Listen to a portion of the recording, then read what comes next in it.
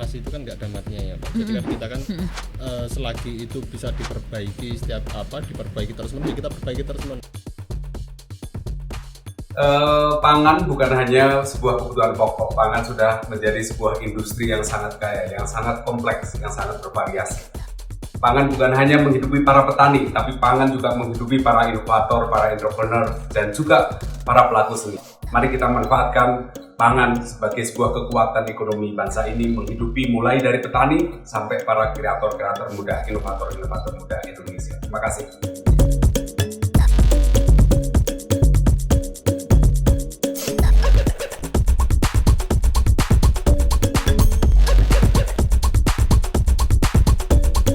Selamat siang, masih bersama saya Nisa Ertami tentunya di Foodcast, For Bill Food Podcast, Billing for the Future Now. Nah, kalau sekarang saya sudah ditemani oleh dua narasumber kita yang luar biasa pada hari ini, dan pasti juga akan menginspirasi, akan berbagi cerita-cerita yang luar biasa juga. Siapakah beliau-beliau ini? Saya sambil menyapa juga ya. Selamat siang Mas Suko, selamat siang Mas Wandi, apa kabar? Alhamdulillah. Adem-adem asik ya, tapi ya sambil mendung-mendung syahdu gitu. Nah, beliau berdua ini adalah owner dari CV Cerealia Prima Nutrisia. Jadi sebuah perusahaan industri makanan sehat yang berdiri pada Oktober 2014. Jadi Cerealia ini ya sebutannya ya. Cerealia ini punya produk yang luar biasa yang namanya Oriflame. Nah, kita akan mengupas tuntas tentang apa sih itu Oriflame, kemudian fungsinya apa aja, karena tadi yang aku juga tahu tuh kayaknya cocok, ada yang cocok nih buat saya yang pengen slim kayak gitu ya. Nanti kita kupas tuh ada produk apa aja ya gitu. Oke, kita langsung masuk aja ke pertanyaannya yang pertama nih. Kita mau tahu sih sebetulnya apa sih itu Oriflame ini? Mau Mas Wandi, Mas Ko? Oke, boleh. Mas boleh dong dijelasin nih Oriflame gitu ya. Ori dan flex. Nah, itu kan katanya apa kaitannya sama namanya juga, kemudian produknya tuh apa gitu. Kalau Oriflame itu apa? Boleh dijelaskan, silakan Mas Wandi. Oke. Oriflame itu mungkin kalau mungkin teman-teman di rumah kan masih ada yang masih bingung ya, Mbak. Oriflame itu apa toh? Saya juga masih bingung. Tapi kan sebenarnya kan kalau dibaca dan dilihat itu kan dari kata-katanya sebenarnya sudah kelihatan Oriflame. Flex itu kalau diterjemahkan ke bahasa Indonesia kan serpian ya. Yeah. Serpian ori itu kan kita ngambil dari serapan original. Jadi artinya serpihan yang original gitulah. Serpian yang original itu apa gitu kan? Lagi memang Oriflame itu produk bubur sereal umbi Garut. Yang dia terdiri dari 3 komposisi bahan utama. Yang pertama adalah saripati umbi Garut. Kemudian yang kedua itu susu kambing Etawa. Yang ketiga itu adalah gula kelapa. Itu adalah 3 komposisi bahan utama kita yang selama ini kita produksi untuk memberikan nutrisi masyarakat Indonesia. Jadi komposisi utamanya umbi Garut, kemudian susu kambing Etawa dan gula kelapa ya. Ini karena memang saya tahu ini 3 bahan ini kaitannya sangat erat dengan dunia kesehatan. Nah, nanti kita juga akan kupas lebih lanjut tuh apa kemudian manfaatnya kayak gitu ya. Nah, tapi sebelumnya saya juga pengen tahu nih, untuk ide awalnya itu tuh pembentukan Oriflame tuh gimana sih, boleh diceritain ya, apalagi backgroundnya kan sama-sama dari teknologi pangan, teknologi pertanian ya, dari berdekatan lah dengan dunia pangan kayak gitu. Itu gimana tuh awalnya tuh? Awalnya ini kan kita ini usaha yang ke-9 ya Mas ya. Kalau Mas Wandi usaha yang ke-3. Karena saling keterpurukan, saya sales, marketing, mempromosikan atau nyalesin dari Mas Wandi ini, tapi beliau itu masih punya usaha juga, saya dalam bekerja. Ketika dalam sebuah perjalanan, beliau ini saya tantang, Mas, usahamu ini kan mau berhenti ya toh. Usahanya mau bangkrut. Gimana kalau kita join? Apa itu Mas? Buat sereal dari beras merah. Beras merah pertamanya awalnya justru. Beras merah namanya apa itu Nutrimai ya Mas ya, Nutrimai mereknya. Setelah itu, ayo Mas kita cek, ayo. Pada waktu itu saya masih kerja, Pak. Pada waktu itu libur, tak ajak jalan-jalan, kita datangin supplier perusahaan besar yang memproduksi beras merah juga. Siapa tahu bahannya juga bisa kita ambil, kita olah jadi sereal beras merah. Ternyata sampai tempat lokasi di daerah Purwodadi sana, itu di sana sudah kosong, tinggal kardusnya aja nggak ada. Kita langsung mudik aja ke Pati, sambil jalan-jalan, kita balik lagi ke Jogja, waduh Mas, harapan kita kayaknya nggak jadi ya bilang gitu. Padahal saya itu punya basic jualan beras dulu, bisnis apa kan pernah pengolahan, tapi yang ini jangan sama dengan penjualan beras yang kayak biasa gitu loh, tapi harus olahan pangan. Mas Wandi terus keesokan harinya bawa sampel, Mas ini loh ada sereal, tapi bukan dari beras merah. Apa itu Mas? Dari umbi Garut. Ternyata itu kita hasil penelitian kakak kelas ya Mas ya. Dari itu hasil PKM Mbak, PKM kakak kelas, tapi pada waktu lomba itu kan hanya sekedar berhenti di lomba, tapi ke konsep bisnis itu mereka belum ada. Akhirnya kita menangkap peluang ATM, amati tiru modifikasi. Karena ketika kita lempar ide itu orang nggak doyan, karena hanya sekedar kayak katul. Loh itulah PR kita, inovasi Mas, ayo kita coba, tapi belum ada namanya Mbak. Kita nongkrong di Caangan ya Mas ya, warung makan, kita cari namanya, akhirnya ketemulah Oriflake. Gitu. Terus kita cari nama usahanya apa ini namanya. Serealia itu dari kata serealia. Serealia itu kan biji-bijian. Prima itu kualitas, nutrisia itu nutrisi. Nah, itulah yang akan menaungi produk Oriflake ini. Akhirnya kita pertama kali ngelempar produk Oriflake itu di sponsorship di UGM yang teman-teman tadi saya sampaikan menjadi korban sponsorship, harus menjual produk dan dapat apa. Strategi pertamanya ya. Berarti itu tadi ya dari tahun 2014 ya mengawalinya ya. Ini menarik sekali ya, maksudnya umbi Garut kayak gitu. Nah, kenapa kemudian akhirnya memutuskan untuk umbi Garut itu tadi? Kalau tadi beralih tuh dari beras merah terus ada umbi Garut. Apakah semata-mata karena menemukan tadi ide dari kakak kelas, atau memang kemudian dari situ justru lebih tertarik untuk menggali lebih jauh lagi manfaatnya umbi Garut ini misalnya? Kalau dulu ketemu singkong mungkin kita ngolah singkong ya Mas ya. Karena yang disodorin Mas Wandi dan kita berdua itu umbi Garut, tapi sudah di hadapan Mbak. Ini produk Mas, gitu loh. Kita nggak ada pilihan lain. Jalan selanjutnya ada apa? Ya udah kita gali potensinya, manfaatnya, value-nya itu apa. Entah itu bagaimana cara mengkomunikasikan marketing kita itu, bagaimana produk itu bisa diterima oleh masyarakat. Nah itulah tantangan kita selama ini Mbak, karena era-era milenial ini jarang yang tahu namanya umbi Garut, dan bahkan saya jamin umbi Garut itu tidak mudah ditemuin dan itu punah. Punah. Sudah hampir punah. Mungkin juga namanya sudah punah. Nah, nanti ini berarti menarik ya untuk kaitannya, saya pengen tahu tentang dari mana kemudian bahan bakunya, apakah kemudian buka ladang sendiri. Nah, tapi sebelum ke sana nih, saya juga pengen tahu kemudian apa sih yang menjadi keunggulan gitu dari sereal umbi Garut ini dibandingkan sereal konvensional yang lain tuh apa, Mas? Kalau kita lihat pesaing kita, katanya kita ini kan sereal dari umbi Garut, nggak ada pesaing tuh Pak. Tapi kalau dilihat dari berbagai macam namanya sereal, terus dari gandum dan turunannya itu ada sekitar 120 Mbak. Pesaingnya sudah brand ternama semua. Tapi mereka unggulnya apa? Ya udah, mereka unggulnya itu di gandum dan turunannya. Kekuatan kita adalah di kekuatan lokalnya. Umbi Garut tadi, gula kelapa sama susu kambing Etawa. Saya sekarang ayo kita buka-bukaan fakta, adakah di sini atau di pasaran yang notabene produk dengan kombinasi 3 bahan alami itu, gitu loh. Kan jarang susu kambing Etawa mahalnya seperti apa, gula kelapa seperti apa, umbi Garut langkanya seperti apa. Lah itulah kekuatan kita hanya di situ. Tapi kita kombinasikan bagaimana bahan-bahan ini mempunyai kekuatan value di mana itu. Kita segmen kita di pencernaan ya Mas ya. Nah, dari teman-teman yang ada gangguan masalah pencernaan, yang tadi diet sehat, pola hidup sehat, ini loh Oriflake jawabannya.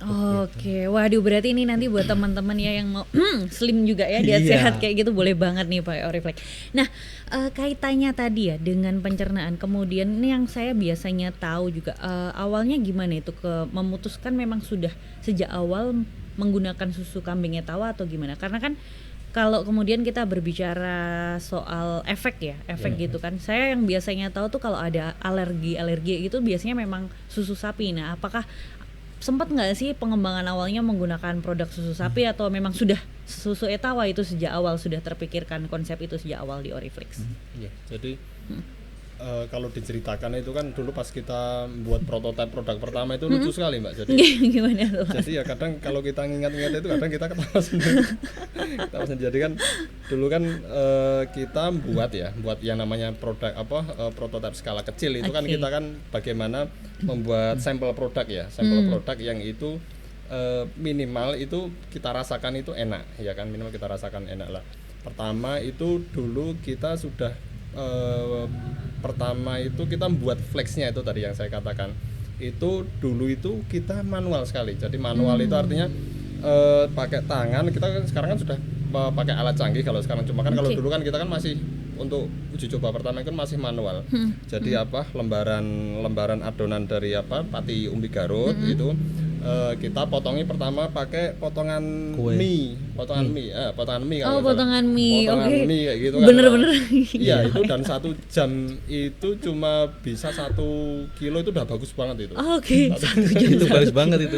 Iya, 1 jam itu 1 kilo. Jadi itu benar-benar pas awalnya memang perjuangan bagaimana menciptakan tidak hanya sekedar menciptakan produknya, tapi teknik cara membuatnya itu supaya efektif itu gimana gitu. Kalau produknya bagus tapi cara membuatnya lama segitu kan juga akhirnya kan masak sehari cuma ngasilin 7 kilo kan tidak kan lucu kan. Nah itu kita udah dapat flexnya ya.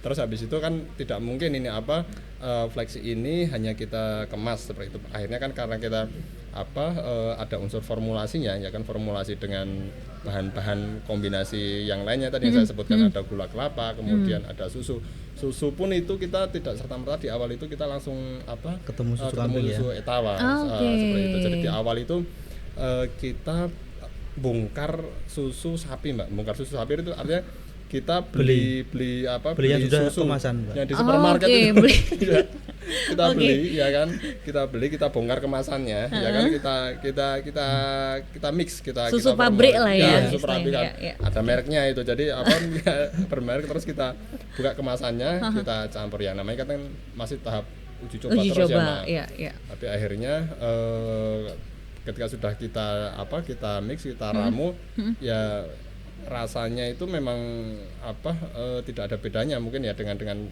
susu yang hanya masih ada unsur susu sapinya. Cuma kan kembali lagi ke fungsi tujuan produk awal kita itu kan di awal kan untuk asupan pendamping diabetes, kemudian untuk pencernaan lambung, seperti itulah. Itu kan butuh nutrisi atau susu yang dia tidak menyebabkan alergi untuk tubuh. Kita akhirnya juga konsultasi dengan para ahli gizi juga ya kan. Kita tanya bagaimana adakah pengganti susu sapi yang dia bagus untuk pencernaan. Akhirnya kita direkomendasikan untuk menggunakan susu etawa itu. Dan kita pun susu etawa sampai saat ini memang kita bermitra dengan peternak susu itu kambing etawa. Kambing etawa. Yang ada di mana? Di Sleman. Di Sleman ya. Di Sleman. Oke. Nah itu menemukan pengganti dari susu sapi ke kambing etawa itu prosesnya berapa lama itu Mas? Kita ini kalau masalah uji coba itu kita nggak menyiapkan gitu loh Mbak ya, tapi kita lempar ke pasar loh. Kita lempar ke pasar, ada masukan, kita ubah lagi. Sampai sekarang Mbak, formulasi kita itu 300 kali lebih loh Mbak. Oke. Jadi kalau kita nunggu laku, wah ini nggak laku, ini nggak bagus, ini nggak bisa. Hajar dulu pokoknya. Hajar dulu, laku nggak laku, hajar dulu. Ternyata kok laku ya Mas ya. Sambil terus dikembangkan ya, inovasi ini menarik. Nah tadi mungkin saya jadi sedikit tertarik juga, ada nggak sih nanti mungkin kedepannya ini kan kalau tadi kaitannya dengan susu yang alerginya lebih rendah ya, kemudian pilihannya ke susu kambing etawa. Nah barangkali kemudian dikombinasikan dengan susu nabati, karena nanti misalnya produknya jadi Oriflake untuk vegan friendly kayak gitu misalnya. Ada nggak sempat kepikiran gitu nggak? Sangat memungkinkan, karena kita ini kan membuatan produk itu kan tergantung pasar. Jadi ketika pasar itu menginginkan dan memang itu untuk tidak tren ya. Kadang-kadang tren-tren itu kan hanya sekedar pendek saja jaraknya, 1 tahun 2 tahun selesai gitu loh. Tapi kalau ini misalnya untuk jangka panjang dan itu memang inovasi kita sesuai dengan keinginan pasar, why not ya Mas? Kenapa enggak ya? Pokoknya ada kesempatan ngajar dulu ya gitu. Oke. Nah, kalau berbicara soal olahan dari umbi Garut sendiri ya, selain mungkin sereal kayak gini ya, kira-kira membaca dari pihak Serelia ya saya menyebutnya ya. Serelia yang menaungi Oriflame ini membaca bagaimana kemudian potensi olahan umbi Garut ke depannya tuh kira-kira kayak gimana sih? Apakah permintaan pasar tinggi misalnya tidak hanya untuk produk sereal tapi barangkali untuk produk olahan yang lain kayak gimana? Ini perlu teman-teman ketahui bahwa umbi Garut itu sangat banyak manfaatnya.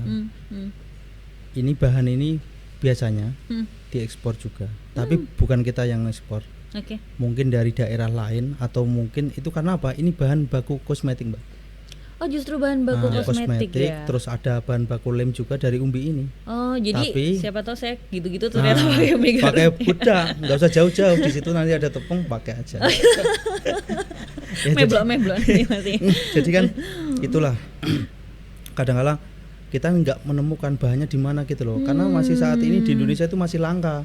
Tapi kok permintaan dari industri besar kok banyak gitu loh. Nah, ketika kita lihat seperti itu, kita malah makin optimis. Ternyata tidak langka, Mbak bilang gitu kan. Kita berdayakan ya Mas ya. Kita mau berdayakan ini lebih dari 10.000 petani mungkin, Mbak, yang juga tersebar di Jawa Timur, Jawa Tengah, terus area Jawa Barat itu yang sekarang nyuplai ke kita ini, karena kebutuhan itu kan sudah 1 bulan kan sekitar 15 tonan ya. Padahal 1 kilo tepung itu membutuhkan 10 kilo umbi. Kalau 100 kilo tepung berarti 1 ton ya Mas ya, 1 ton umbi. Jadi kan itu rendemennya kan terlalu besar, sehingga kita harus melibatkan banyak orang untuk ini. Sehingga kita melihat potensi pasar apa saja, kita bisa B2B, kita juga B2C. Jadi kita melihat proyeksi ke depan, peramalan bisnis jangka panjang itu potensi umbi Garut sangat menggairahkan. Kalau bilang saya sangat seksi. Tapi jangan kita langsung terdiam dulu, karena sebuah perusahaan pionir belum tentu menang ketika berkompetisi di bisnis. Kita harus ngawekani, atau ngawekani itu dalam bahasa Indonesia itu mengantisipasi bagaimana ada pesaing yang muncul. Nah, itulah yang harus kita amankan dari hulu sampai hilir.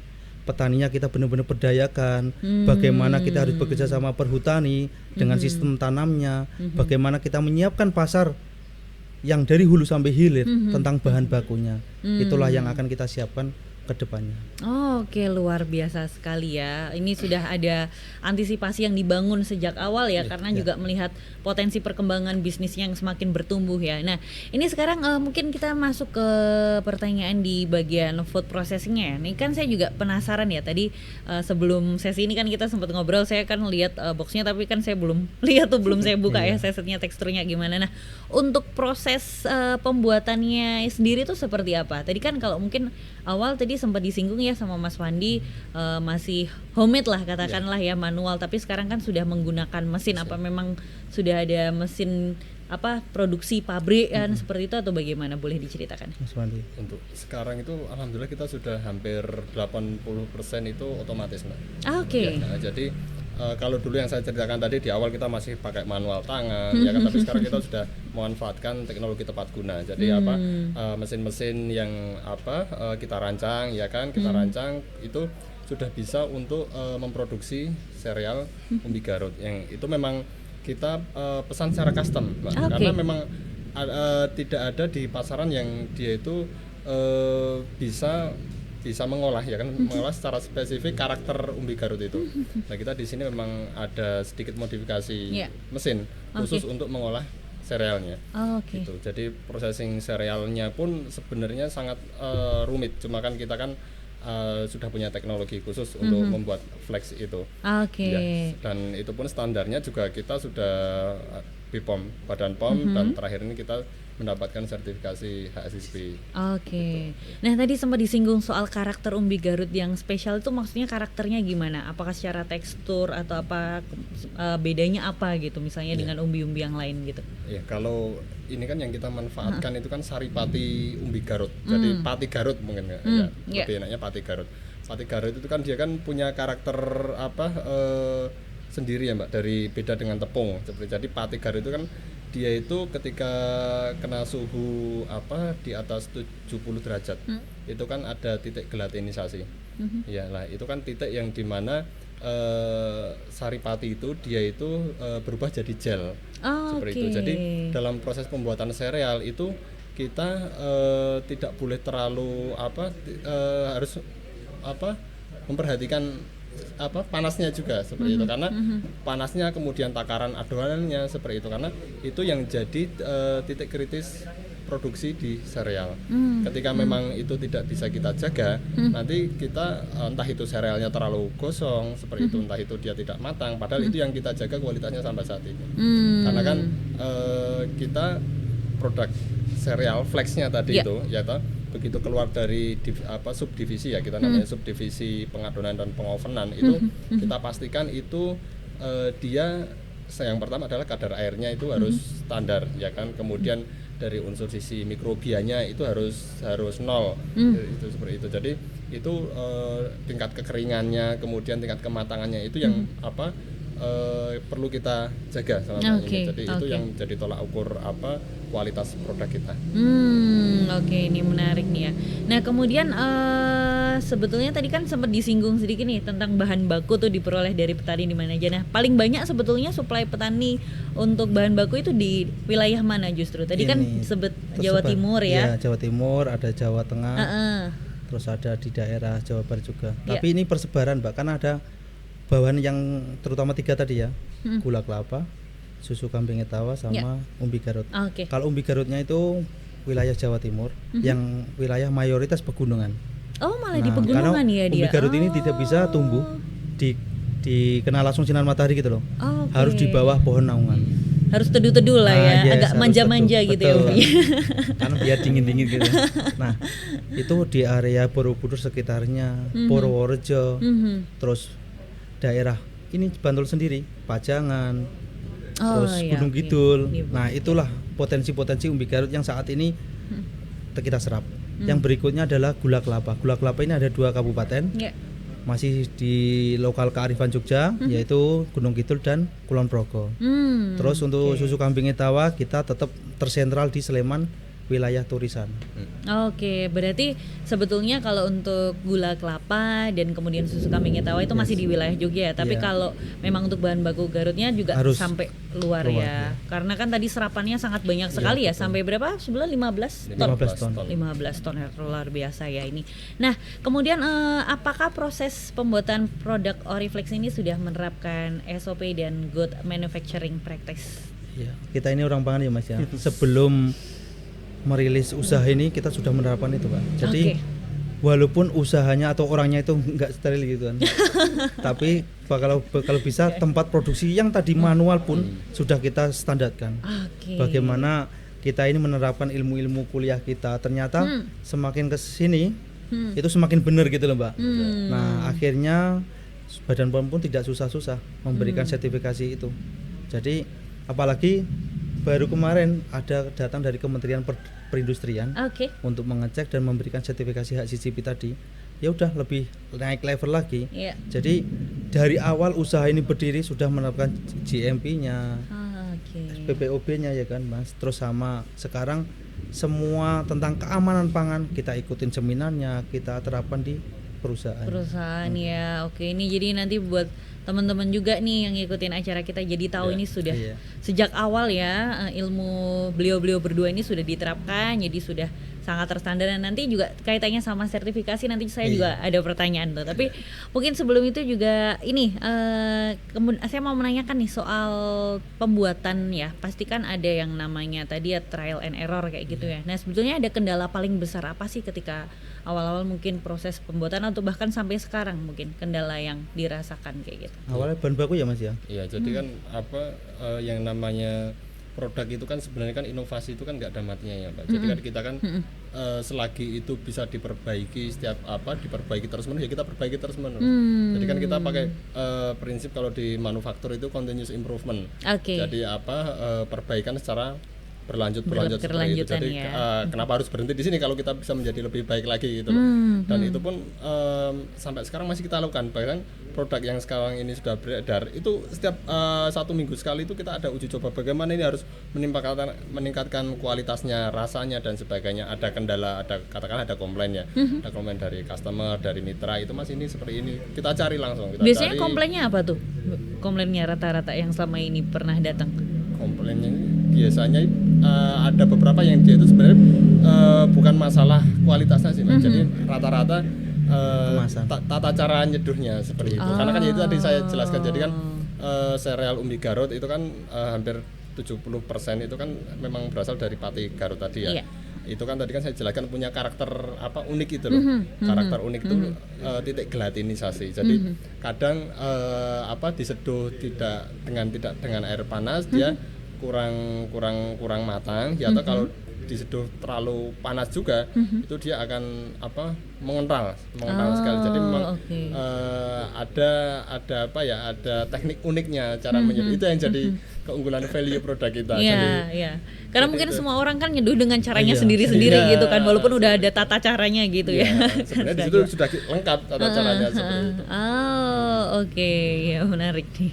Nah, ini tadi kemudian kembali nih tadi soal sertifikasi. Nah, sebetulnya untuk Oriflex ya, untuk Cerelia nih sertifikasinya sudah apa aja nih yang didapatkan nih? Oke, untuk awal itu kan kita hanya pakai PYT, Dinkes Kesehatan.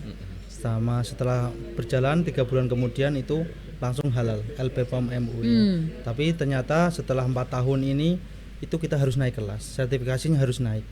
Sertifikasi tentang apa nih? Tentang label POM.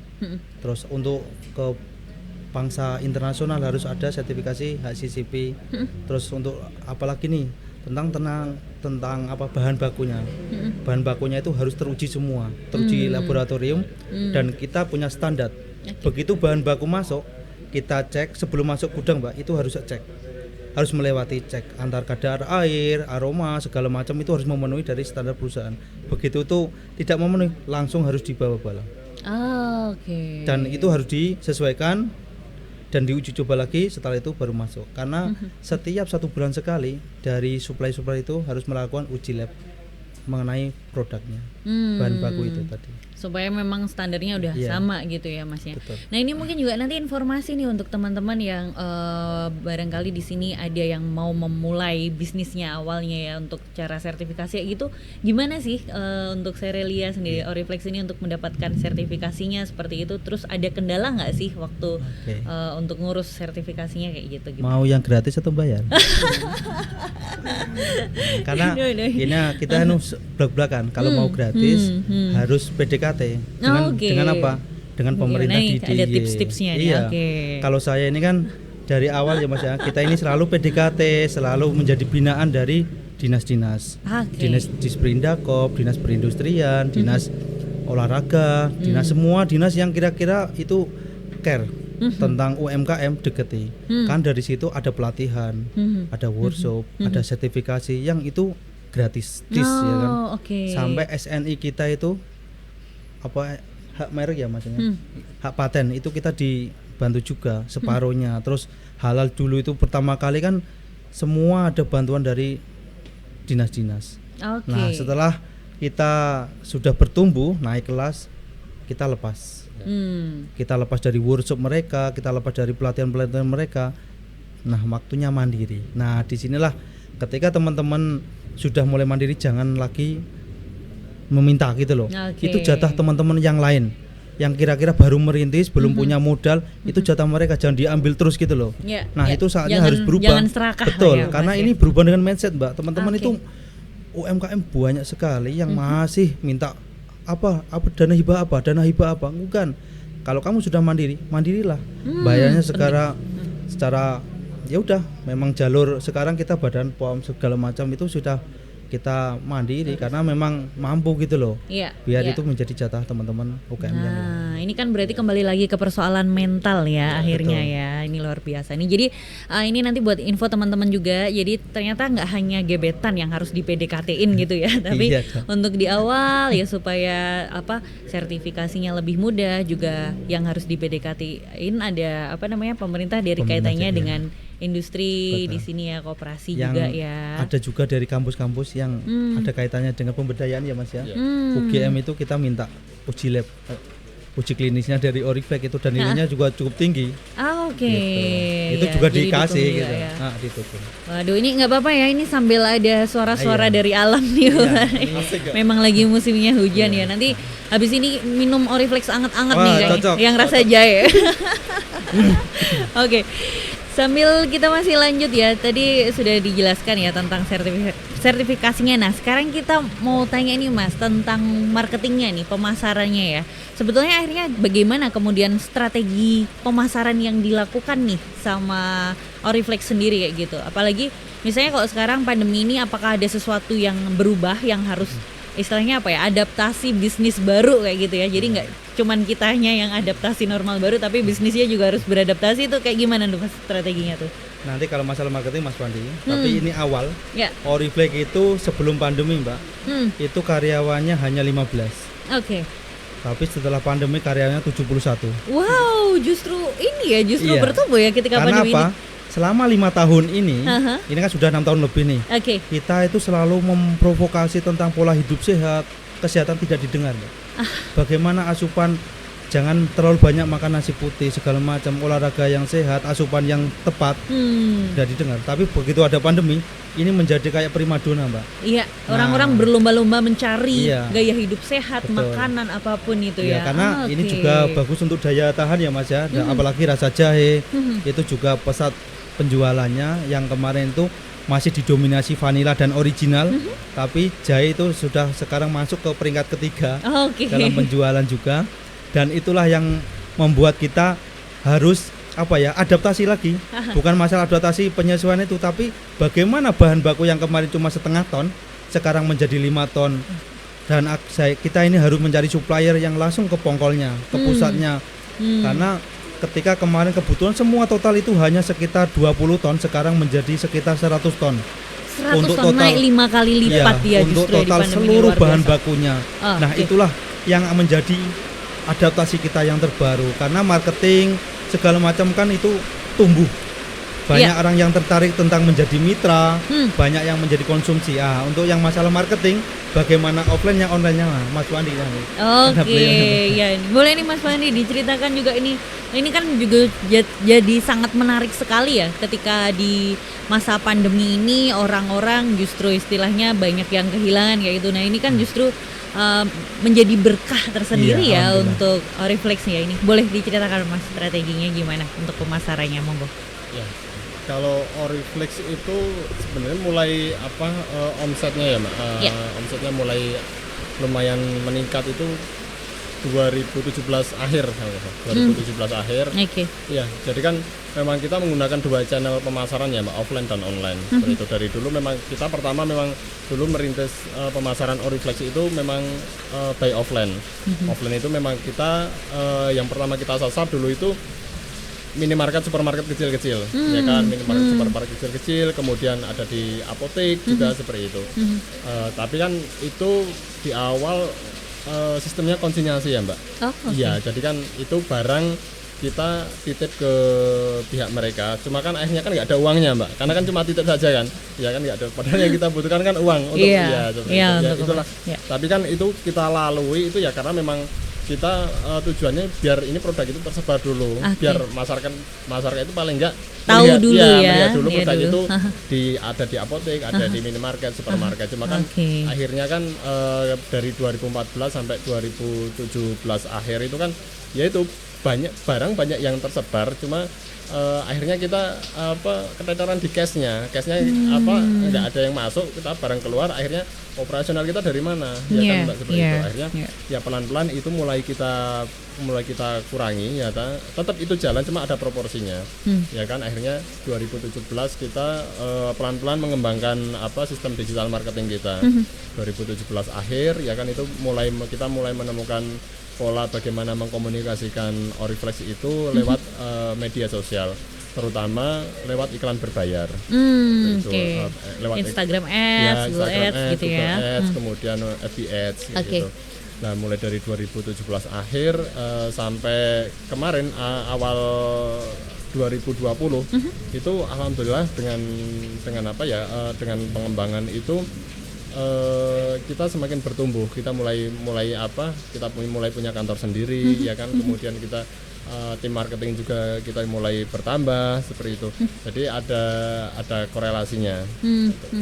Dan puncaknya kemarin sebelum awal corona itu ya, corona itu kita sebenarnya sudah memprediksi itu ini Oriflame ini akan stuck 3 bulan ke depan, karena ya kita melihat berita ya kan dan sebagainya itu banyak toko, banyak itu yang tutup dan banyak usaha yang mulai gulung tikar seperti itu. Itu kita pun sudah menyiapkan skema terburuk saat itu. Cuma alhamdulillah kita diberi jalan, malah ditingkatkan 3 kali lipatnya seperti yang dibilang Mas Suto tadi.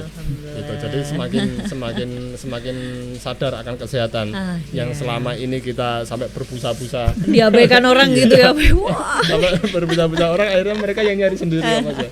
Seperti itu. Ya itulah ya kita bukan diberi jalan saat kondisi seperti pandemi ini ya, jadi berkah. Nah ini kan kemudian kaitannya berarti sebetulnya ke target marketnya ya. Sebetulnya siapa sih akhirnya target market paling besar dari produk Ultraflex ini sendiri? Kalau awalnya itu kan teman-teman diabetes Mbak. Karena kan dari umbi garut itu kan indeks glikemiknya rendah, sekitar 14 kalau umbi garut, kalau gula kelapa itu 35. Jadi itu awalnya, tapi ternyata sambil berjalan waktu itu bergeser ke pencernaan. Akhirnya diabetes juga dapat, pencernaan juga dapat. Nah, Mas Wandi, kita sudah tahu nih segmen pasarnya, kita reprofiling produk, kita genjot di pencernaannya, ke asam lambung, ke mah, ke akut. Ternyata banternya di sana. Tapi ternyata kita harus melebarkan sayap. Orang nggak sakit pun harus konsumsi. Orang pengen diet pun harus bisa. Itu tadi yang gitu slim tadi itu ya. Oleh karena itu anak-anak kita kasih segmennya fit. Terus orang-orang teman-teman yang pengen diet sehat juga kita kasih. Orang-orang yang penjagaan juga ada. Jadi di sini Oriflek itu menyediakan yang ada susunya, yang tidak ada susunya juga ada. Yang ada gula, yang tidak ada gula juga ada. Yang varian rasa vanila, jahe, coklat original, terus strawberry ya. Itu juga kita sediain.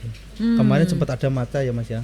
Matcha green tea itu, tapi kita karena ya laku sih Mbak. Tapi ternyata dari semua gambaran pertimbangan manajemen dan pasar juga kita tarik. Kita ganti nanti yang next produk nanti ada. Masih tunggu nanti apa ya. Nah itu kan tadi berarti ternyata marketnya bisa jadi sangat beragam ya pasarnya ya. Tapi dari keragaman itu sebetulnya yang paling besar siapa nih? Apakah yang anak-anak atau yang pengen slim itu tadi, atau malah justru yang asam lambung? Yang asam lambung. Oh iya. Karena kan dari core dari perusahaan ini sebenarnya kan ke pencernaan tadi, ke kesehatan pencernaan, entah itu orang sakit atau untuk penjagaan, itulah yang kita besarkan. Ini menarik nih. Kayaknya nih saudara saya harus nyoba nih. Soalnya saudara saya tuh kena GERD parah gitu ya dari asam. Jadi aku tadi waktu tahu Refleks nih kayaknya dia harus nyoba ini. Nanti Kemudian ada nggak sih sebetulnya ketika pemasaran sendiri ada kendalanya nggak selama ini yang ditemui? Kalau namanya pemasaran pasti ya Mas ya, pasti. Mungkin boleh dibagikan lah. Ada habisnya lah kalau masalah pemasaran itu. Ya, kendalanya apa gitu Mas? Mungkin boleh sambil di sini kan teman-teman juga belajar nih. Saya juga. Kalau beliau ini kan misalnya online ya tuh pasti itu tadi medianya apa ya kan? Mungkin Mas bisa menjelaskan yang offline yang kendala offline. Kalau yang offline Mbak, offline itu kan rata-rata kita ini kan dilema ya. Banyak permintaan distributor untuk ditempatkan di semua minimarket, tapi harus bayar listing fee. Satu listing fee, yang kedua harus siap retur. Itu kan memang resiko distribusi secara langsung. Tapi itu tidak untuk jangka panjang itu memang harus dilakukan oleh semua perusahaan. Tapi itu ada porsinya tadi. Kita kasih berapa persen untuk konsinyasi, tapi yang lainnya kita harus punya aliran darah yang cash. Gitu loh. Nah, kendala berikutnya adalah bagaimana yang apalagi ini pandemi, Mbak. Kemarin kan offline sempat macetan. Nah itulah yang kita alami kemarin. Offline-nya jangan dulu, tapi ternyata kita cari yang lain tanpa di minimarket. Apa itu? Di pos. Nah ini teman-teman yang perlu kita kasih tahu rahasia dari perusahaan Oriflek adalah bagaimana Oriflek diterima di kantor pos, di penjualan di kantor pos, dan penjualnya sangat bagus. Kenapa nggak di minimarket? Pertanyaannya. Iya. Kenapa justru di kantor pos? Kalau jenengan kan datang ke minimarket kan lihat produk kan langsung ribuan. Betul nggak? Ya, betul. Tapi kalau dirimu cari Oriflek di kantor pos, udah ada Oriflek, nggak ada yang lain. Dan bahkan jenengan ngirim surat, ngirim paket, Orifleknya ibu, Orifleknya bapak, gitu loh. Itulah yang menarik di kantor pos, dan itu sudah ada tersebar di seluruh Yogyakarta, dari Kabupaten Bantul, Gunung Kidul, Wates masuk Kulon Progo, Sleman masuk Yogyakarta. Nah itulah regional yang sudah ada Oriflame-nya. Oke, jadi bisa nanti saya mau kirim surat kayak gitu sambil saya mau langsing gitu saya datang ke kantor pos ya. Karena ada produknya Oriflame gitu ya. Oke, ini menarik sekali betul ya. Karena kalau tadi betul di minimarket kita terdistraksi gitu ya secara visual, kita melihat banyak sekali produk. Nah, begitu di kantor pos sebenarnya niatnya mau kirim surat terus lihat satu produk fokus nih. Oh, Oriflame apa itu? Bisa bikin langsing ya. Kalau saya tetap fokusnya langsing ya. Kesehatan juga sih. Oke, menarik sekali nih. Nah, sebetulnya kemudian ada tidak keinginan atau pernah mencoba untuk memasarkan produk Oriflame ini sendiri ke luar negeri untuk ekspor nantinya? Mas Pandi ini kan nanti berhubungan dengan online juga. Karena waktu ini yang harus dikejar yaitu dengan online dan apalagi kita nanti B2B ya Mas, akan menyasar Alibaba juga ya. Oke. Alibaba.com ya. Oke. Iya. Karena ini kan kita sudah ada sertifikasi HACCP juga Mbak. Nah terus kita ini kemarin ikut webinarnya dari Kementerian Perdagangan, DIY. Kita disuruh ikut webinarnya tentang potensi ekspor Indonesia, bagaimana produk Oriflame ini diterima oleh negara-negara yang memang mayoritas membutuhkan produk yang seperti ini. Kalau masalah serial itu di luar negeri itu kan sudah tidak asing ya kan? Ya, mereka jadi sarapan ya untuk sehari-hari ya, Eropa, Asia Timur, terus Timur Tengah. Kemarin itu kita ikut di acara Dubai, terus Australia, terus ada lagi yang beberapa di Eropa, Rusia itu. Nah, ini rencana ke depan saya sudah rilis teman-teman itu list bagaimana kita nanti komunikasi sama ngirim sampel ke ITPC negara-negara yang sudah ada kerjasama dengan Indonesia. Oke. Jadi memang sudah ada proyeksi ya untuk ke arah sana. Aduh, mudah-mudahan lancar nih ya. Aduh, produk lokal yang mendunia nih, senang sekali. Nah, tadi yang sobat saya singgung nih, ini kan buat pembelajaran juga nih untuk teman-teman yang starting bisnis kayak gitu ya. Jadi sebetulnya awal sumber modal pertama dan menjalankan usaha Oriflame ini gimana sih cara untuk mendapatkannya? Ini rahasia sebenarnya. Karena gini Mbak Nisa. Berbagi rahasia. Iya. Karena modal dari ini Mas Pandi ngadein, bukan jual ya, yang ini ngadein gelangnya ibunya. Oh, ya kalau ampun, saya jual kalung mas kawin istri. Jadi itu senjata pamungkas terakhir yang kita sebenarnya sudah mentok, udah nggak punya apa-apa, dan itu paling mentok. Karena apa? Kita ini, saya basicnya bapak ibuku itu pengen jadi pegawai negeri. Dilamar perusahaan besar-besar di daerah Pati sana, saya menolaknya. Saya mau fokus nganggur, aku bilang gitu. Nganggur aja mau tak fokusin gitu. Kalau nganggur difokusin kan lumayan ya Mas ya. Teman saya kan banyak yang nganggur kan lumayan hasilnya. Ya jadi kita mau fokus tapi ternyata nganggur difokusin. Iya. Jadi ternyata pada waktu kita mau merilis itu Mas Wandi masih bekerja, saya harus pontang-panting, setelah itu merintis, setelah itu ketemu barangnya tapi ternyata mentok di kurang modal. Mas Wandi, dirimu harus apa ini? Waduh Mas, akhirnya itu tadi ngadein gelang. Alhamdulillah beberapa bulan ke depan itu langsung ditebus ya Mas. Kalau Mas kawan saya nggak ganti. Oke, baik. Tapi wah ini kan jadi cerita menarik ya. Maksudnya itu juga jadi semacam ya pertaruhan ketika itu sudah digadekan, sudah di ini kayak ayo ini mau nggak mau ini harus dijadiin kayak gitu. Jadi semua tenaga, pikiran dan waktunya kan akhirnya mau nggak mau dicurahkan. Fokus itu tadi ya. Itu bantuan terakhir dari lingkungan kita ini. Luar biasa ini. Nah, sebetulnya akhirnya kemudian ada harapan dan usaha yang sudah dilakukan oleh Oriflame ini untuk mengembangkan usahanya ini, khususnya untuk meningkatkan modal usaha itu tadi apa Mas? Inovasi-inovasi yang sudah dilakukan juga kayak gitu. Ini kan serialnya ya Mbak. Kita ini sudah lihat Oriflame nanti tetap harus dibesarkan. Ya. Tapi ini adalah momen untuk melakukan inovasi produk tambah. Kita akan merilis namanya Origood Mbak. Origood. Ya, kan ada Oriflame, ada Origood. Origood itu apa? Original God. Coba apa Mbak? Apa? Kambing ya? Betul.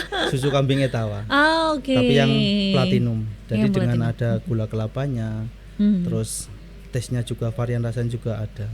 Nanti kita walaupun banyak bersaing di sana, tapi itulah yang akan kita keluarkan produk berikutnya. Terus harapannya nanti dari segi karyawan itu akan meningkat jumlahnya, pemberdayaan masyarakat tentang bahan bakunya dan penyerapan kearifan pangan lokal. yang tidak hanya di Yogyakarta, tapi di wilayah Indonesia itu juga semakin sedikit demi sedikit kita juga menyerap. Terserap ya. Oke, iya betul sekali ya. Karena kan biasanya kalau ditanya apa sih jodohnya sereal itu kan ya susu ya di luar negeri gitu. Makanya ini kemudian dari produk susu kambing ini ya yang kemudian diolah ya jadi produknya Origot tadi ya. Wah, ini kapan Mas mau launching nih rencananya nih? Enggak usah jauh-jauh, minggu depan langsung. Tapi itu nanti sampling, nanti uji pasar, nanti teman-teman akan dapat gratis dulu. Oke, nah ini pertanyaan terakhir, ini kurang lebih hampir sama tapi lebih ke gini, inovasi yang sudah dilalui untuk mengembangkan produk sampai akhirnya ada di tahapan ini. Kalau tadi ceritakan udah sampai 300 kali kayak gitu ya, coba-coba itu apa saja kemudian yang sebetulnya sudah dilalui gitu loh prosesnya? Efektivitas ya Mas ya, efektif, efisien sebuah proses. Terus teknologi yang manual menjadi teknologi yang lebih modern.